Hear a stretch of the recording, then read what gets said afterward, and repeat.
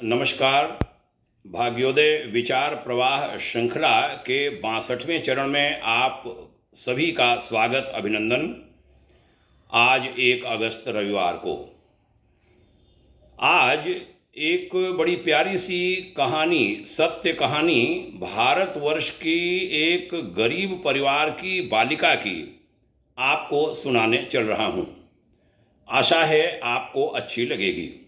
मैं तो चाहूँगा कि भारत सरकार के शिक्षा मंत्रालय को इस कहानी को अपने कोर्स में शामिल करना चाहिए। किशोरी बालिकाएं और किशोर उसको सुने, उसके बारे में जानें। शीर्षक है, जब अमेरिकी राष्ट्रपति ने खाया एक गरीब भारतीय लड़की का जूठा चावल। कहानी है मीराबाई चानू की।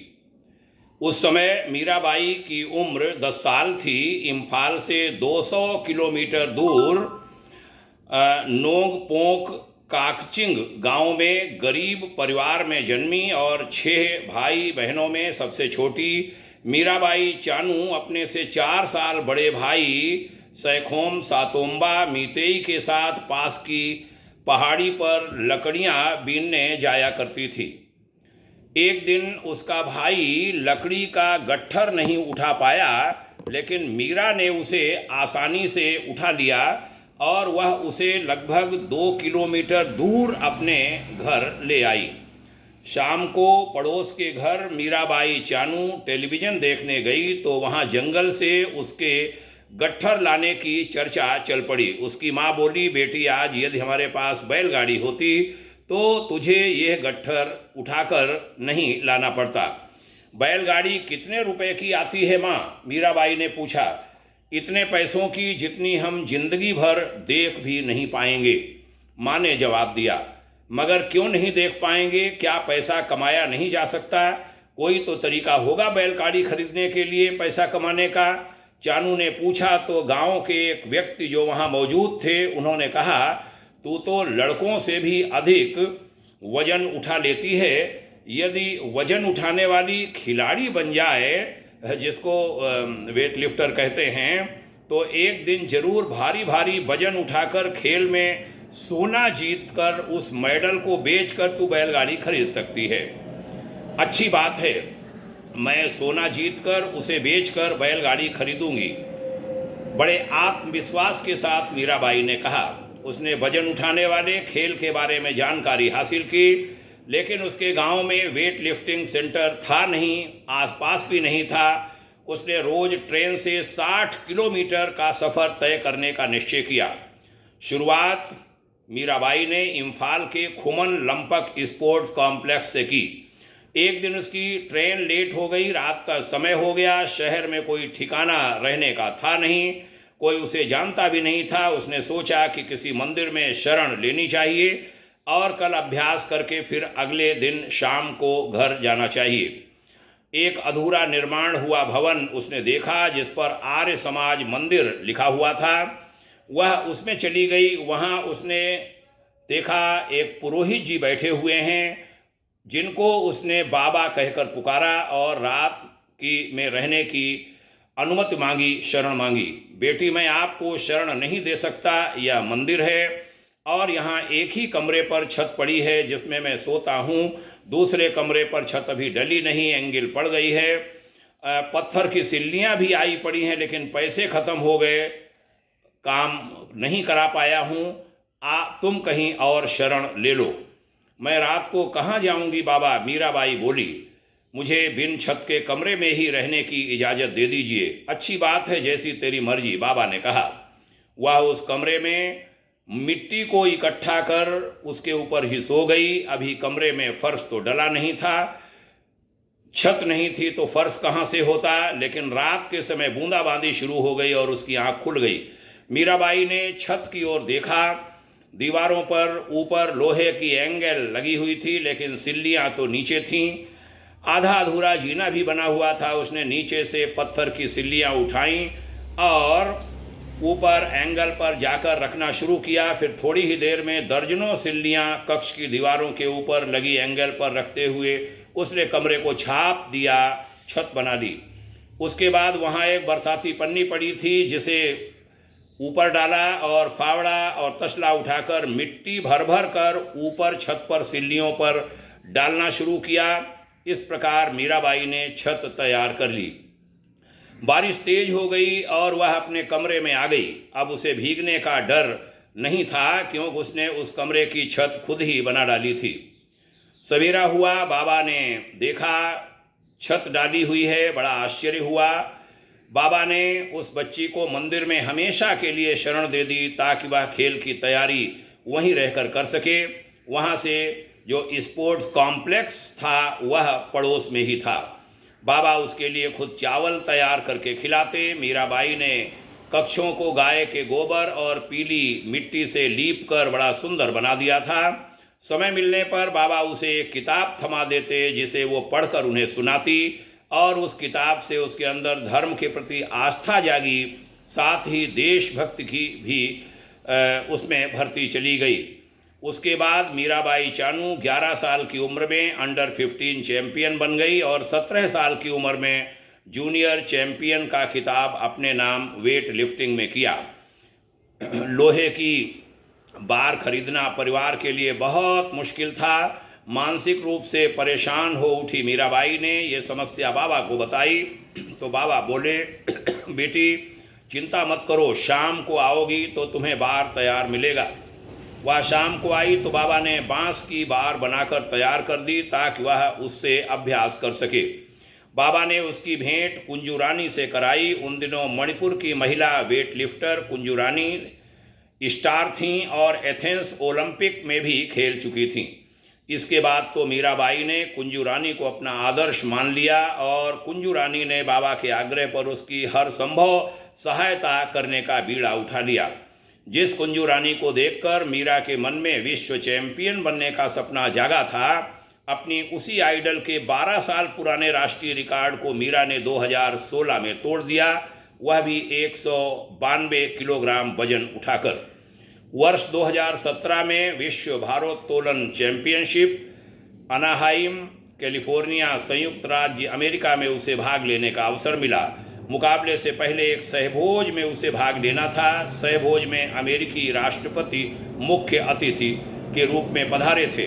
राष्ट्रपति ने देखा मीराबाई को, उसके सामने ही पुराने बर्तनों में चावल परोसा गया, जबकि सब लोग होटल के शानदार बर्तनों में शाही भोजन का लुत्फ उठा रहे थे। राष्ट्रपति ने सवाल किया, इस खिलाड़ी को पुराने बर्तनों में चावल क्यों परोसा गया है? क्या हमारा देश इतना गरीब है कि एक लड़की के लिए बर्तन कम पड़ गए, या फिर इसके साथ भेदभाव किया जा रहा है? नहीं महामहिम, ऐसी कोई बात नहीं, उसे खाना परोस रहे लोगों से जवाब मिला। इसका नाम मीराबाई है। यह जिस भी देश में जाती है वहाँ अपने देश भारत के चावल ले जाती है। यह विदेश में जहाँ भी होती है भारत के ही चावल उबाल कर खाती है। यहाँ भी यह चावल खुद ही अपने कमरे से उबाल कर लाई है। ऐसा क्यों? राष्ट्रपति ने मीराबाई की ओर देखते हुए पूछा। महामहिम, मेरे देश का अन्न खाने के लिए देवता भी तरसते हैं, इसलिए मैं अपने ही देश का अन्न खाती हूँ। ओह, बहुत देशभक्त हो तुम। जिस गांव में तुम्हारा जन्म हुआ, भारत आऊँगा तो उस गांव में एक बार दर्शन अवश्य करूँगा। राष्ट्रपति बोले, महामहिम, इसके लिए मेरे गांव में जाने की ज़रूरत क्या है? मेरा गांव मेरे साथ है, मैं उसके दर्शन यहीं करा देती हूँ। अच्छा, कराइए दर्शन। राष्ट्रपति ने उस लड़की की बात पर हंसकर कहा। मीराबाई अपने साथ हैंडबैग लिए हुए थी। उसने उसमें से एक पोटली खोली, फिर उसे पहले खुद माथे से लगाया, फिर राष्ट्रपति की ओर करते हुए बोली, यह रहा मेरा पावन गांव और मेरा महान देश। यह क्या है? राष्ट्रपति पोटली देखते हुए बोले, इसमें तो मिट्टी है। जी हाँ, यह मेरे गांव की पावन मिट्टी है। इसमें मेरे देश के देशभक्तों का लहू मिला हुआ है, खून मिला हुआ है। सरदार भगत सिंह, राम प्रसाद बिस्मिल, अशफाक उल्ला खां, चंद्रशेखर आज़ाद का लहू इस मिट्टी में मिला है। इसलिए यह मिट्टी नहीं, मेरा संपूर्ण भारत है। ऐसी शिक्षा तुमने किस विश्वविद्यालय से पाई चानू? नहीं महामहिम, ऐसी शिक्षा विश्वविद्यालय में नहीं दी जाती, वहाँ तो मैकाले की शिक्षा दी जाती है। ऐसी शिक्षा तो गुरु के चरणों में मिलती है। मुझे आर्य समाज में हवन करने वाले बाबा से ये शिक्षा मिली और मैं उन्हें सत्य प्रकाश पढ़कर सुनाती थी, उसी से मुझ में देशभक्ति की भावनाएं जगीं। सत्यार्थ प्रकाश? हाँ, सत्यार्थ प्रकाश। चानू ने अपने हैंडबैग से सत्यार्थ प्रकाश की प्रति निकाली और राष्ट्रपति को थमा दी। आप रख लीजिए, हवन करने वाले बाबा से मैं और ले लूँगी, चानू ने कहा। कल गोल्ड मेडल तुम ही जीतोगी, राष्ट्रपति बोले। मैंने पढ़ा है तुम्हारे भगवान हनुमान जी ने पहाड़ हाथों पर उठा लिया था, लेकिन कल यदि तुम्हारे मुकाबले हनुमान जी भी आ गए तब भी तुम ही जीतोगी। तुम्हारा भगवान भी तुमसे हार जाएगा तुम्हारे संकल्प के कारण, राष्ट्रपति ने कहा। राष्ट्रपति ने यह किताब एक अधिकारी को फिर देते हुए आदेश दिया, इस किताब को अनुसंधान के लिए भेज दो। इसमें क्या है जिसे पढ़ने के बाद इस लड़की ने इतनी देशभक्ति, इतनी निष्ठा पैदा कर ली है अपने भीतर, और वह निष्ठा उबाल मार रही है कि अपनी ही धरती के चावल लाकर हमारे सबसे बड़े होटल में उबाल कर खा रही है। चानू चावल खा चुकी थी, उसमें एक चावल कहीं लगा रह गया। राष्ट्रपति ने उस प्लेट से चावल का दाना उठाया और अपने मुंह में डालकर चल दिए, यह कहते हुए कि यकीनन कल का गोल्ड मेडल यही लड़की जीतेगी, देवभूमि का अन्न खाती है ना यह। और अगले दिन मीराबाई ने स्वर्ण पदक जीत लिया, लेकिन किसी को इस पर आश्चर्य नहीं था सिवाय भारत की जनता के। अमेरिका तो पहले ही जान चुका था कि वह जीतेगी। बीबीसी जीतने से पहले ही उसे लीड खबर बना चुका था। जीतते ही बीबीसी पाठकों के सामने था, जबकि भारतीय मीडिया अभी तक लीड खबर आने का इंतजार कर रही थी।